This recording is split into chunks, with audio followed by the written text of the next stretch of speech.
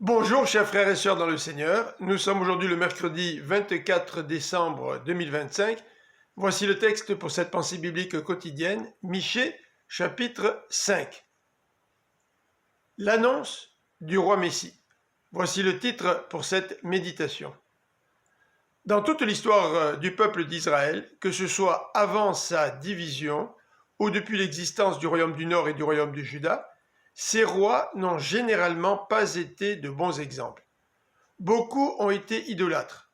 Même les plus fidèles sont tombés d'une façon ou d'une autre. Dans ce contexte, l'Éternel va rétablir la royauté davidique et susciter un roi dont le règne nous est décrit dans les versets 1 à 5. Habituellement, les croyants voient dans ces versets une annonce de la naissance et de la venue du Messie. Voir Matthieu chapitre 2, verset 6. Ce roi viendra après que le jugement divin aura eu lieu, verset 2a. Il rassemblera le peuple de Dieu autour de lui, verset 2b. Il le paîtra avec la force de l'Éternel et son peuple vivra en paix, délivré de tous ses ennemis. La grandeur de ce berger sera reconnue dans le monde entier, verset 3. Le peuple de Dieu aura un double rôle. Comme le symbolise la rosée, il sera une bénédiction pour de nombreux peuples, verset 6.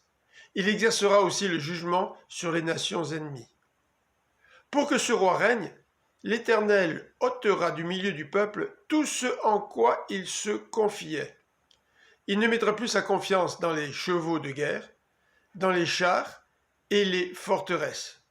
Il ne se tournera plus vers la sorcellerie, les devins, les idoles et les dieux étrangers. C'est alors qu'il pourra profiter pleinement de ce salut. Comme l'annonce le Nouveau Testament, avons-nous compris que ce roi, ce Messie, est le Seigneur Jésus-Christ qui veut rassembler en un seul peuple tous ceux qui placent en lui leur confiance. C'est lui, notre prince de paix. À l'occasion des fêtes de Noël, j'aimerais vous présenter tous mes meilleurs vœux.